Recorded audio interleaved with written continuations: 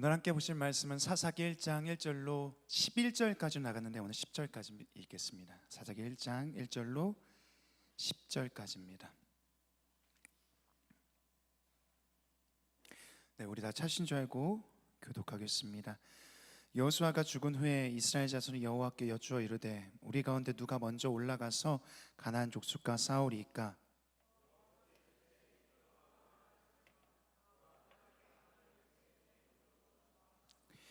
유다가 그의 형제 시므온에게 이르되 내가 제비 뽑아 얻은 땅에 나와 함께 올라가서 가나안 족속과 싸우자. 그리하면 나도 내가 제비 뽑아 얻은 땅에 함께 가리라 하니 이에 시므온이 그와 함께 가니라.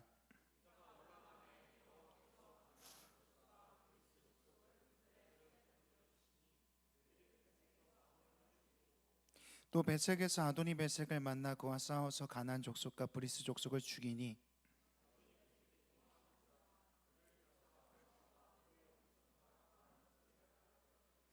아도니 베색이 이르되 옛적에 70명의 왕들이 그들의 엄지손가락과 엄지발가락이 잘리고 내 상 아래에서 먹을 것을 줍더니 하나님이 내가 행한 대로 내게 갚으심이로다 아니라.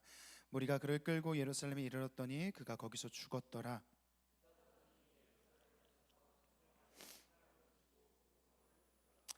그 후에 유다 자손이 내려가서 산지와 남방과 편지에 거주하는 가나안 족속과 싸웠고 유다가 또 가서 헤브론에 거주하는 가나안 족속을 쳐서 세세와 아이만과 달메를 죽였더라. 헤브론의 본 이름은 기럇 아르바였더라. 아멘. 우리 좌우 옆 사람 보면서 좀 한번 인사해 보겠습니다. 반갑습니다. 잘 오셨습니다. 네, 앞뒤를 보시면서 또 옆 사람 보시면서 함께 인사했으면 좋겠습니다. 우리가 계속해서 우상에 대한 이야기들을 하고 있습니다. 우리 안에 있는 어떠한 신들이죠. 지난주에도 그런 이야기를 했습니다. 어떤 것도 우리 안에 우상이 될 수 있다. 그래서 지금까지 어떤 것들을 봤습니까? 정의도 우리 우상이 될 수 있고, 성공도, 소유도, 심지어 지난주에는 교회 안에 존재하는, 우리의 신앙 안에 존재하는 어떠한 신앙적인 것들이죠. 종교적인 행동, 묵상이나 기도나 예배를 드리는 것도, 우리의 헌신도, 또는 어떤 종교인도, 거기에 하나님을 향함이 없다면 얼마든지 그것을 우리가 하나님처럼 착각할 수 있다고 얘기했습니다. 그리고 우리는 하나님을 얼마든지 도구로 바꿔버릴 수 있다는 얘기를 했죠. 왜 그렇습니까? 우리의 자아 때문이죠. 우리의 자아는 어때요? 마치 풍선 같죠. 계속 바람을 넣으면 넣어지는 그런 부풀어 오르는 풍선과 같습니다. 내 안에서 하나님이 커지는 게 아니라 내 자아가 계속해서 커져서 하나님을 압도하고 있죠. 그래서 이런 얘기를 했습니다. 너무 비대해진 우리가 우리 안에 있는 겁니다. 이런 얘기를 했습니다. 그래서 우리는 십자가의 예수를 생각해 봐야 된다고 했습니다. 십자가의 예수는 무엇입니까? 우리가 상상할 수 없을 만큼 엄청나게 크신 하나님이 계시죠. 그 하나님이 자기를 엄청나게 작게 줄이신 일이죠. 십자가에서요. 왜 그렇습니까? 우리를 위해 죽임당하시고 구원하시기 위해서셨죠. 이번 한 주간 어땠습니까? 십자가를 좀 떠올려 봤는지 모르겠습니다. 저는 이번 한 주간 십자가를 잘 떠올리려고 노력했습니다. 생각하는 게 아닙니다. 아, 십자가 이렇게 생겼지가 아니라 이런 거죠. 저는 이제 집에 가면은 저는 목사가 아니라 남편이니까요. 저희 아내가 피곤해하면 저희 아내가 힘든 일들을 제가 대신하는 겁니다. 그러니까 보통 이런 거죠. 힘들어하는 일들은 밤을 새서 아이를 돌보는 일이거든요. 보통 제가 일주일에 한 3번 정도를 했다면 이번 주에 한 4번 정도 했던 것 같아요. 한 번 더 늘었죠. 대단한 일 아닙니까? 네. 어제도 그랬어요. 어제도 늦게까지 했습니다. 이게 저의 십자가예요. 제가 하고 싫은 일, 내가 선택하고 결정하기 싫은 일, 또 내가 하고 싶은 일, 내 의지와 내 욕망에 반대대로 하는 거예요. 십자가를 떠올린다는 건 여러분은 부인하는 결정을 하는 겁니다. 말과 결정과 행동, 여러분의 뜻과는 정반대죠. 주가 원하시는 방향대로 하는 거예요. 저는 이번 한 주 저희 아내를 섬기면서 십자가를 떠올렸습니다. 오늘은 이제 마지막입니다. 우상에 대한 마지막 이야기가 될 것 같습니다. 어떤 우상인지 한번 좀 살펴보죠. 한 가지 질문을 좀 드립니다. 여러분은 어떤 사람입니까? 어떤 거냐면요, 이런 거예요. 시작이 좋은 사람입니까? 아니면 끝이 좋은 사람입니까? 아니면 시작과 끝 모두 좋은 사람이십니까? 저는 분명해요. 저는 확신합니다. 저는 시작이 좋은 사람입니다. 저 항상 시작이 의리의리하게 시작해요. 그렇지만 힘이 딸려요, 마지막에는요. 그래서 누가 뒤에서 이렇게 쫓아와 줘야 됩니다. 그래서 이제 주워줘야 돼요. 그런 사람이에요. 그래서 저는 항상 부럽습니다. 끝이 마무리가 좋은 사람들이 항상 부러워요. 대단하다고 생각해요. 여러분은 어떤 사람입니까? 한번 좀 스스로 좀 난 어떤 사람인지 좀 창피하니까요, 생각해 봅시다. 난 어떻지? 우리는요 모두 그렇죠. 시작이 좋은 사람이 있고 끝이 좋은 사람이 있을 겁니다. 그런데 사실 시작과 끝 모두 다 좋아야 되겠죠. 근데 저는 결정해야 한다면 끝이 좋은 사람이 되라고 이야기하고 싶습니다. 보통 시작이 좋은, 시작만 좋은 사람을 이렇게 얘기하죠. 용두삼이라고 이야기하죠. 오늘 우리가 읽은 본문 가운데 나타난 이스라엘의 모습이 마치 이렇습니다. 용두삼이의 모습이죠. 오늘 본문 속의 이스라엘은요 전쟁을 시작하는 장면으로 오늘 사사기 1장이 시작되어집니다. 근데 이 상황이 어떤 장면이냐면요, 이제 사사기라는 성경이 들어가기 전에 바로 직전에 여호수아라는 성경이 있거든요. 그 여호수아라는 성경의 마지막 부분을 보면 이제 가나안 땅으로 들어간 이스라엘 백성들이 12지파에게 땅을 나누는, 땅을 분배하는 장면이 나타납니다. 너 이쪽 가져, 너 저쪽 가져, 너 이거 가져, 이렇게 하는 거죠. 그래서 마치 이 장면을 보면 이스라엘이 가나안 정복을 마치 끝낸 것처럼 보여집니다. 근데 실제로는 아직 전쟁이 끝나지 않은 상황이었어요. 여호수아서에는요. 그래서 사사기로 넘어오면서 어떤 겁니까? 여호수아, 리더인 여호수아가 죽고 나서 그 죽음 이후에 전쟁을 이어가는 것이 사사기 1장의 시작 부분입니다. 자, 전쟁을 하자, 싸워보자, 막 이런 거겠죠. 근데 사실 이스라엘이라는 민족은요 이미 12지파가 나누어 가질 만큼 충분한 땅을 가졌습니다. 소유했어요. 그럼에도 이들이 전쟁을 계속하는 이유가 뭐냐면요, 명령 때문입니다. 하나님께서 이스라엘 백성들한테 가나안 땅에 들어가기 전에 한 가지 명령을 하시거든요. 민수기 35장 51절 52절입니다. 우리 같이 한번 읽어보겠습니다. 이스라엘 자손에게 말하여 그들에게 이르라. 너희가 요단강을 건너와 가나안 땅에 들어가거든 그 땅의 원주민을 너희 앞에서 다 몰아내고 그 새긴 석상과 부어 만든 우상을 다 깨뜨리며 산당을 다 헐고. 무슨 얘기를 합니까? 다 쫓아내라는 거예요. 다 부셔버리라는 겁니다. 다 진멸시키라는 겁니다. 이런 생각 들지 않아요? 좀 사이좋게 지내면 안 되나? 하나님 좀 그냥 다 같이 어울려서 하나 되면 안 돼요? 이렇게 생각할 수 있겠지만요, 이스라엘의 전쟁이라는 것은요, 특히 가나안 땅에서의 전쟁은 땅 따먹기의 전쟁이 아닙니다. 땅을 많이 차지하기 위한 전쟁이 아니었습니다. 신명기라는 성경의 20장을 보면 이렇습니다. 하나님께서 이스라엘이 가나안으로 들어가게 되면 한 가지 걱정이 있으셨어요. 그게 뭐냐? 그들이 가나안에 들어가게 되면 반드시 그들의 우상을, 그들의 문제를, 그들의 죄악을 따라가게 될 건데, 그러면 하나님을 잊어버리고 그들의 방식을 살아갈 것에 대한 염려였습니다. 그렇기 때문에 오늘 하나님께서 이들에게 주시는 명령은 이런 거죠. 그들의 우상 때문이라는 거예요. 그들을 쫓아갈까 걱정된다는 겁니다. 이 이스라엘 전쟁은요, 그래서 우상을 몰아내고 하나님의 나라를 세워가는 거룩한 전쟁이라고 할 수 있겠습니다. 그저 누구의 욕심이나 탐욕 때문에 생긴 전쟁이 아니라는 겁니다. 이 사사기 1장의 전쟁은 그 시작이죠. 그 거룩한 전쟁을 시작하는 장면입니다. 그러면서 이스라엘은요 이 전쟁 가운데 하나님께 질문으로 시작하거든요. 1장 1절입니다. 한번 띄워주시겠어요? 제가 읽겠습니다. 여호수아가 죽은 후에 이스라엘 자손이 여호와께 여쭈어 이르되 우리 가운데 누가 먼저 올라가서 가나안 족속과 싸우리까? 굉장히 씩씩하게 얘기하죠. 막 호기롭게 얘기합니다. 하나님, 누가 먼저 갈까요? 누가 먼저 가서 가나안 민족과 싸울까요? 막 자신감에 가득 차 있습니다. 누구랑 붙어도 이길 그런 마음이 있습니다.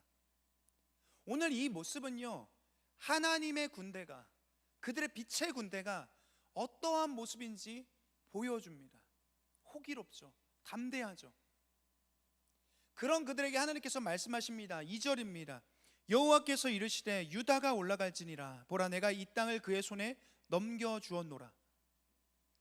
여기서 이렇게 말씀하시죠. 넘겨주었다. 히브리어 나탄이란 단어입니다. 근데 이 나탄이란 단어는요 완료 형태를 씁니다. 어떤 의미냐면 이런 겁니다. 이미 승리가 너 손에 있어, 이런 거예요. 이 땅이 이미 너의 것이야. 전쟁 아직 안 했어요. 근데 네 거야. 가, 빨리 해봐. 이미 너의 손에 있어. 이처럼 하나님께서는요, 이스라엘 백성들, 자기 백성들에게 약속을 주시고, 이스라엘 백성들은 어떻게 그 약속을 붙잡고 전쟁터로 가는 거예요. 이게 빛의 군대가 싸우는 방식입니다. 진짜 멋있는 거죠. 약속만 믿고 가는 거예요. 그런데요, 오늘 1장에서는 이러한 모습으로, 굉장히 멋있는 모습으로 이렇게 시작되지만요, 사사기의 마지막 장면에 해당되는 20장을 보면요, 오늘 이 장면과 비슷한 장면이 또 나옵니다. 사사기 20장 18절인데요, 띄우십시오. 같이 한번 읽어보겠습니다. 이스라엘 자손이 일어나 베델에 올라가서 하나님께 여쭈어 이르되 우리 중에 누가 먼저 올라가서 베냐민 자손과 싸우리까 하니 여호와께서 말씀하시되 유다가 먼저 갈지니라 하시니라. 20장 18절은요, 아까 1장 1절과 비슷한데 한 가지가 다릅니다. 혹시 뭔지 아십니까? 싸움의 대상이 달라요. 지금 이들이 싸우는 대상은요, 20장에서 싸우는 대상 가나안이 아닙니다. 누굴 치러 올라간다고 하죠? 베냐민이라고 얘기해요. 같은 민족인 베냐민, 형제인 베냐민을 죽이러 올라가는 거예요. 그러면서 누가 먼저 올라갈 건지 질문하고 있습니다. 1장에서는 이랬죠. 씩씩하고 호기롭게 누가 먼저 갈 거야 하나님, 이길 수 있습니다, 이런 얘기를 하잖아요. 근데 20장에서는 그런 장면이 아닙니다. 울면서 얘기하는 거예요. 하나님, 누가 먼저 갈까요? 하나님, 누가 싸워야 됩니까? 누가 우리 형제를 죽여야 됩니까? 사사기의 마지막 장면은요, 같은 민족이 서로 죽이는 전쟁으로 마무리되어집니다.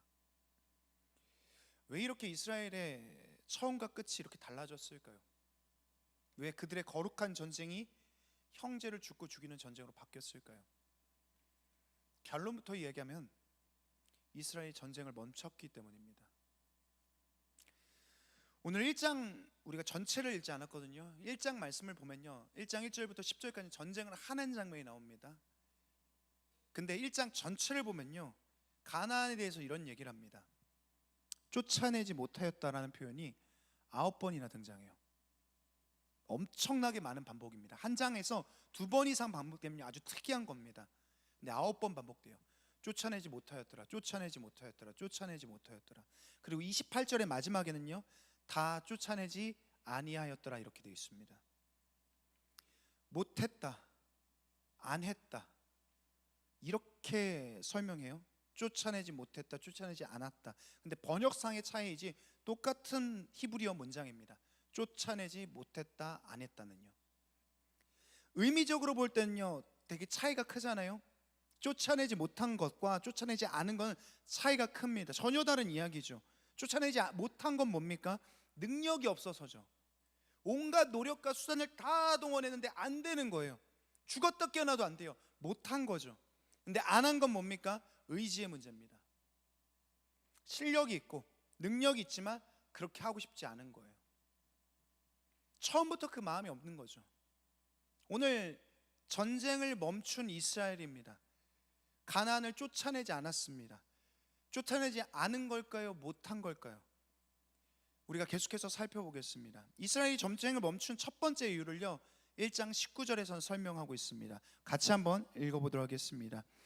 여호와께서 유다와 함께 계셨으므로 그가 산지 주민을 쫓아내었으나 골짜기의 주민들은 철병거가 있으므로 그들을 쫓아내지 못하였으며.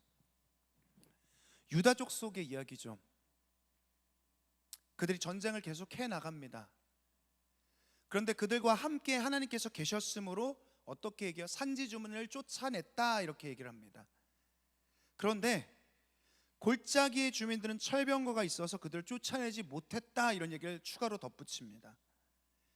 이스라엘이 전쟁을 멈춘 첫 번째 이유는 뭡니까? 철병거 때문이다 이런 얘기예요. 철병거라는 것은 이런 거죠. 당시에 이스라엘은요, 전쟁을 할 때 어떻게 싸웠냐? 석기 혹은 청동기 무기를 들고 싸웠습니다. 혹은 농기구 같은 걸 들고 싸웠어요. 철기라는 이 재료는요, 사울과 요나단 시대에 나중에서야 나옵니다. 그것도 왕과 왕자에게만 철기 무기가 주어집니다. 근데 가나안이라는 민족은 어때요? 이미 철기 무기를 소유했을 뿐만 아니라 철병거까지 소유했다라고 성경은 말하고 있습니다.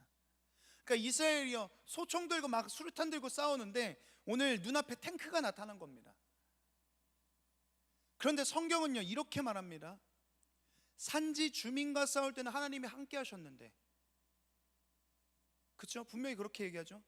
골짜기의 주민을 상대할 때는 하나님이 함께 하셨다는 단어가 없어요. 하나님 정말로 그들과 함께 하지 않으셨을까요? 그래서 철병거가 있으니까 하나님도 피하신 겁니까? 도망치신 거예요? 이거 안 되겠다 야 이렇게 하신 걸까요? 아니죠. 그들과 변함없이 함께 하셨습니다.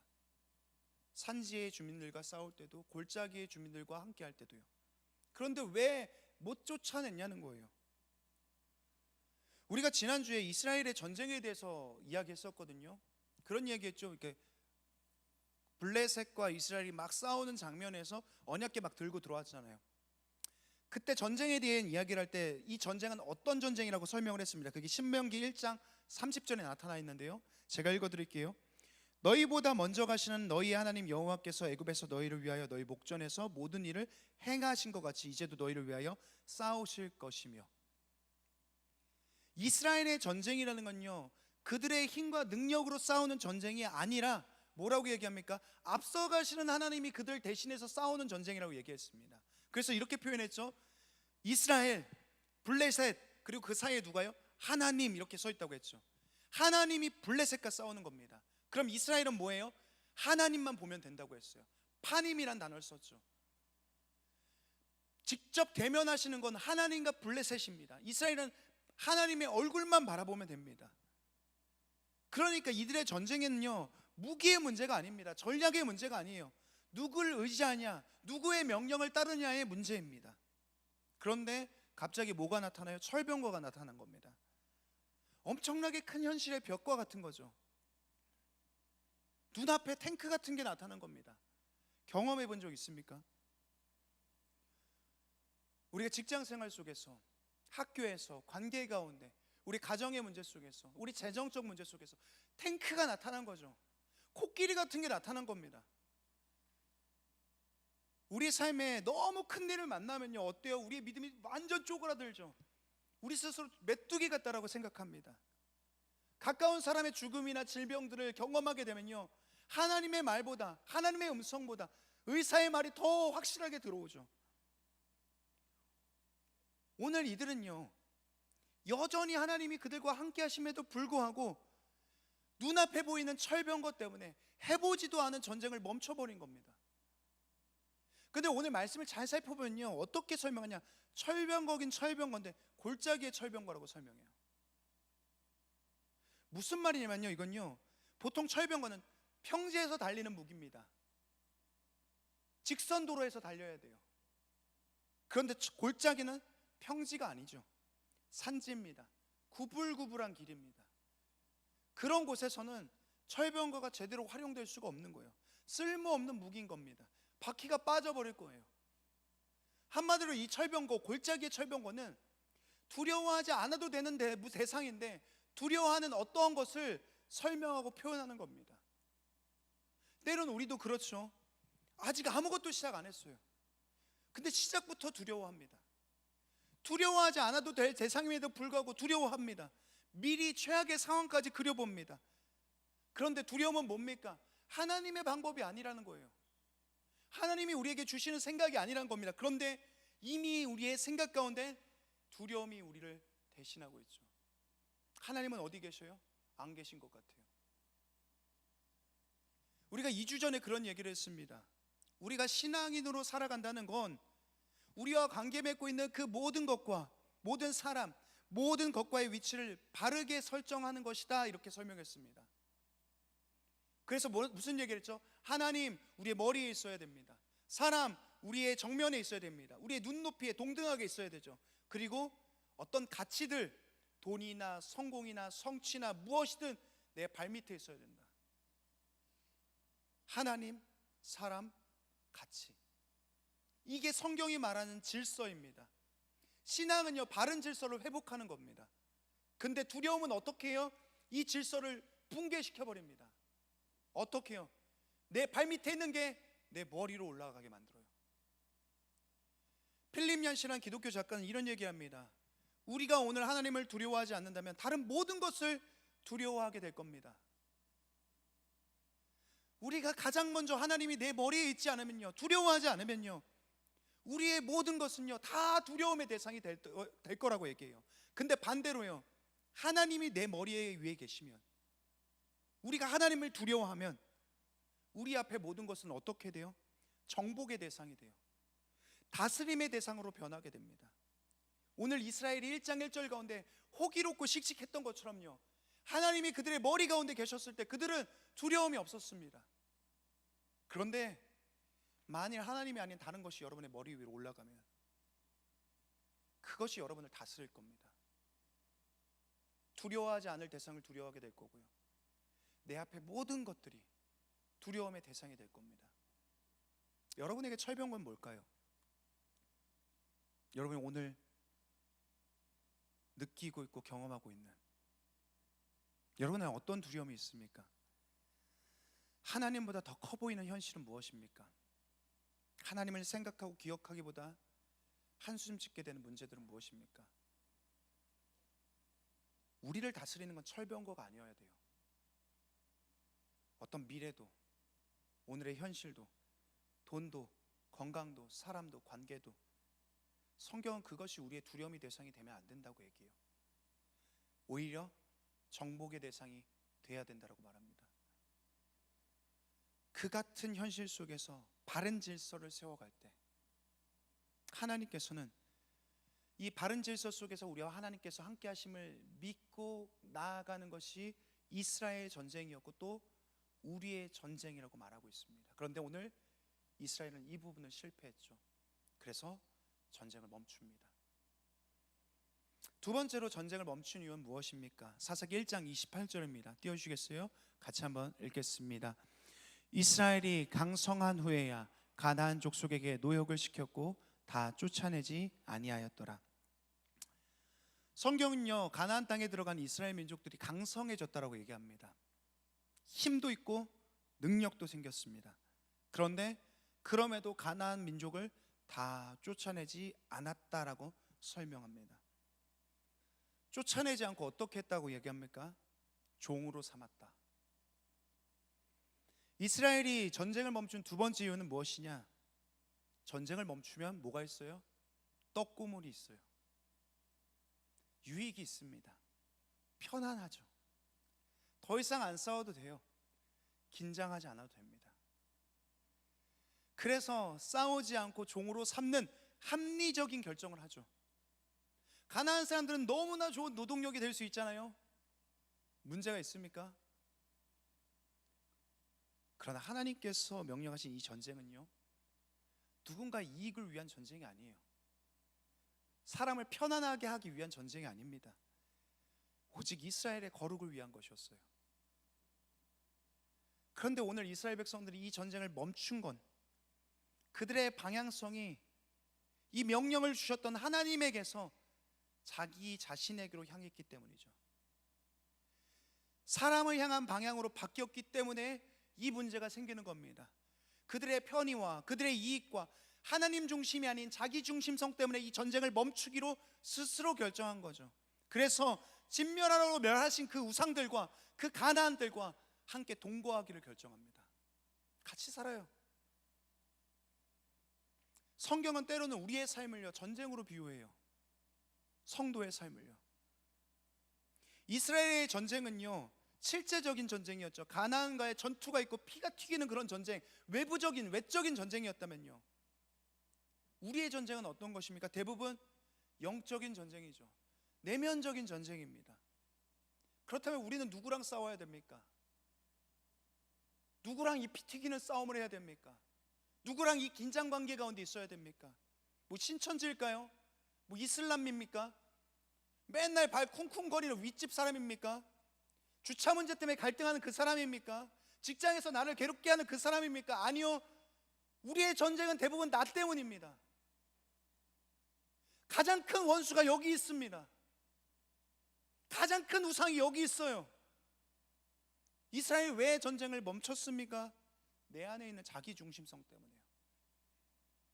어떻게 해서든지 하나님을 떠나서 자기 이익과 편의대로 살려고 하는 나 자신 때문에 이 전쟁을 멈춰요. 우리는 그래서 우리의 전쟁을 대부분 다 계속해서 멈추고 싶어요. 그만하고 싶어 하죠. 왜요? 편안하니까요. 때론 유익을 가져다 줍니다. 죄랑 같이 살면요, 좋잖아요. 즐거움과 기쁨이 있죠. 내 마음을 안전하게 하지 않습니까?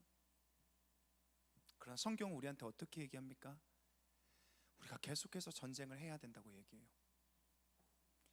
존 파이퍼라는 목사는요, 전쟁이라는 것은 불편한 것이라고 말합니다. 전쟁은 이렇다고 하죠. 우리가 전쟁터에 놓여져 있다고 생각해 봅시다. 캄캄한 밤이죠. 누군가 풀을 밟는 소리가, 그 소리조차도 내 귀에 들어와요. 누군가의 기침 소리도 내 귀에, 내 감각 가운데 들어오죠. 어디선가의 불빛도 찰나지만 내 시선 가운데 들어옵니다. 늘 깨어 있게 되죠. 머리 위로 총알이 오고 가죠. 삶과 죽음이 우리 그 경계 가운데 서 있습니다. 그걸 전쟁이라고 말하죠. 그런데 우리의 신앙은 어떻습니까? 편안하길 원해요. 안락하길 원하죠. 내가 가는 길이 안전했으면 좋겠습니다. 대부분 우리가 기도하는 제목도 그거 아닙니까? 하나님, 될 수 있으면 편안하게 해주십시오. 하나님, 가능하면 안전한 길을 선택하게 해주십시오. 근데 우리는 착각해요. 성경이 말하는 평안이 이런 거라고 생각해요. 모든 상황과 환경이 다 정리된 거예요. 아무것도 불편한 게 없는 거죠. 마치 내리막길 같은 거예요. C.S. 루이스라는 신학자는요, 스크래치 테이프라는 편지에서 이런 이야기를 합니다. 이런 책이거든요. 전에도 설명했죠. 스크래치 테이프라는 상급 악마가 워무드라는 조카 악마한테 어떻게 하면 인간을 망하게 하는지에 대해서 설명하는 책이에요. 거기서 이런 장면이 있습니다. 지옥으로 가는 가장 안전한 길은 점진적인 길이다. 부드럽고 경사져 있고 발밑은 편안하며 급작스러운 커브도 없고 이정표도 없고 표시도 없다. 사람들은 아주 기분 좋게 그 길을 걸어간다. 지옥이라는 건 극적인 죄악이 아닙니다. 조금씩 우리의 양심이 무뎌지는 거죠. 전쟁 같은 걸 멈추는 거예요. 아, 그만할까? 그만 싸울까? 그만 불안해할까? 그만 긴장 가운데 놀까? 그만 이런 결정을 할까? 아무 변화가 없고 무감각한 일상들이 계속 펼쳐지는 거예요. 그렇게 우리는 전쟁을 하나 둘씩 멈춰가죠. 근데 예수님께서는 어떤 말씀을 하십니까? 마태복음 7장 13절 14절에 이렇게 말씀합니다. 좁은 문으로 들어가라. 멸망으로 인도하는 물은 크고 그 길이 넓어 그리로 들어가는 자가 많고 생명으로 인도하는 문은 좁고 길이 협착하여 찾는 자가 적음이라. 성경은 성도의 삶에 대해 이렇게 얘기합니다. 좁은 문으로 들어가는 것이다. 협착한 길로 걸어가는 것이다. 어떤 느낌이 들어야 되죠? 비좁다는 느낌이 들어가야 돼요. 불편함을 느껴야 됩니다. 어디서요? 예수를 쫓아가는 길에서요. 어쩌면 여러분의 언행 때문이죠. 여러분의 성격 때문에, 습관적인 죄의 문제 때문에, 여러분의 양심의 문제 때문에 어떤 선택과 결정 속에서 어떤 걸 느껴야 된다고요? 좁다, 불편하다, 괴롭다. 우리의 안에 신앙이 있다면, 이 신앙 안에 생명이 있다면 반드시 불편함을 매일과 같이 느끼고 어려워야 된다라고 이야기합니다. 갈등하게 되는 거죠.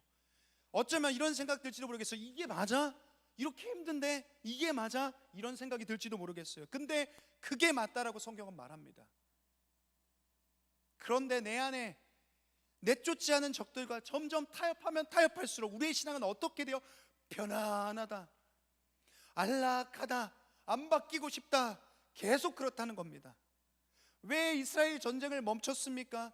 하나님 중심적인 생각 속에서 벗어나 자기 중심적인 생각과 결정이 그들 가운데 있었기 때문이죠. 이 전쟁을 멈췄을 때 하나님께서는 이렇게 말씀합니다.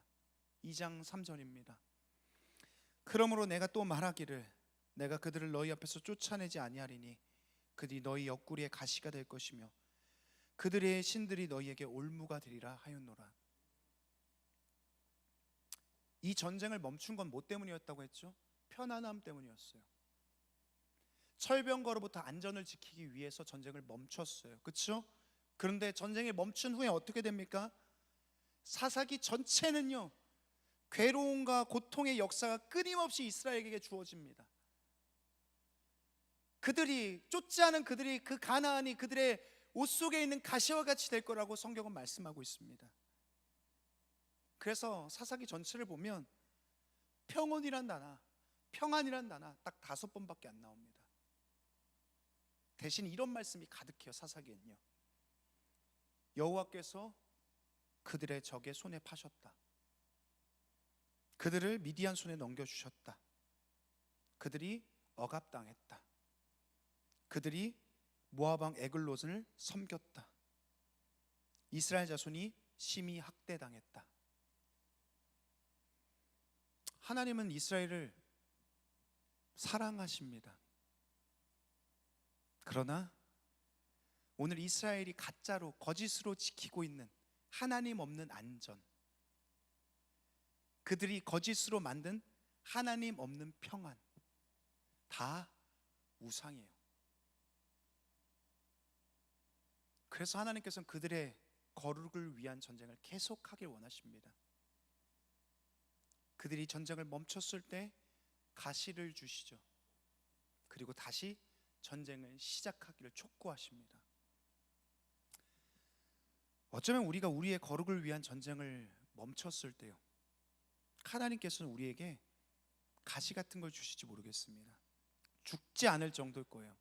근데 신경 쓰이죠. 그건 하나님께서 여러분을 사랑하신다는 증거일 겁니다. 그때 우리가 깨달아야 합니다.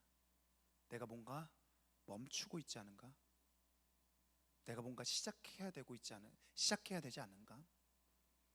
그렇다면 마지막으로 어떻게 우리가 전쟁을 시작할 수 있을까요? 이스라엘이요, 전쟁을 시작한다고 해서 자기의 무기를 잘 벼리고 이런 장면 나옵니까? 치밀하게 전술을 세우고, 성경에 이런 장면 나옵니까? 군대를 훈련하고 정비하면, 이게 그들의 전쟁을 준비하고 시작하는 걸까요?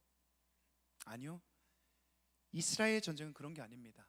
앞서 말했죠, 판임이라고 했습니다. 전쟁터 한복판에서 그들의 앞서 계시는 하나님을 얼굴을 보는 것, 그것이 그들의 전쟁이라고 했습니다. 철병거가 있어도요, 현실적인 평안이 그들에게 주어질지라도 그것을 결정하거나 선택하지 않고 계속해서 하나님을 보기로 결정하는 것, 그들 앞서 싸우시는 하나님과 함께하는 것, 그게 그들의 전쟁의 시작이자 끝입니다. 우리의 전쟁은 어떻게 시작합니까? 어떻게 우리 안에 우상들을 제할 수 있습니까? 여러분의 의지력으로 견디고 억지로 참아내고 막 금욕하고, 아니요, 나의 힘으로 하는 전쟁은요, 언젠가 금방 멈추게 될 겁니다. 우리의 전쟁과 이스라엘 전쟁은 그렇게 크게 다르지 않습니다. 같아요. 전쟁터 한복판에 서기를 결정하는 거예요. 그리고 주를 보는 겁니다. 내어 드리는 거예요. 주께서 내 전쟁을 싸우시도록 내어 드리는 겁니다. 인내가 아니에요. 이건 이런 거죠. 주님, 저는 이 죄에 대해서 안 됩니다. 주님, 저는 제 언행에 대해서 절제가 안 됩니다. 주님, 저는 제 선택과 결정 속에서 안 됩니다. 하나님, 저는 제 두려운 마음 속에서 잘 안 됩니다. 주께서 좀 싸워 주십시오. 제가 죄를 이기는 유일한 방법입니다. 견디는 게 아니라 내어드리는 거예요. 처음에 잘 안 될 겁니다. 계속 실망할 거거든요. 아, 난 또 그러네, 나 또 그러네, 나 또 문제네. 그런데 몇 번이고 몇 번이고 다시 전쟁터에 서기를 결정하는 겁니다. 나는 안 됩니다를 철저하게 깨닫는 거예요. 그리고 주께 계속 내어드려요. 우리의 전쟁은요, 여러분의 인내의 전쟁이 아니에요. 칼과 창의 전쟁이 아닙니다. 얼마만큼 주께 내어드릴 수 있느냐의 싸움입니다.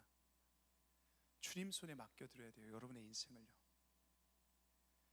어떻습니까? 몇 주간 우리 안에 우상들을 봤습니다.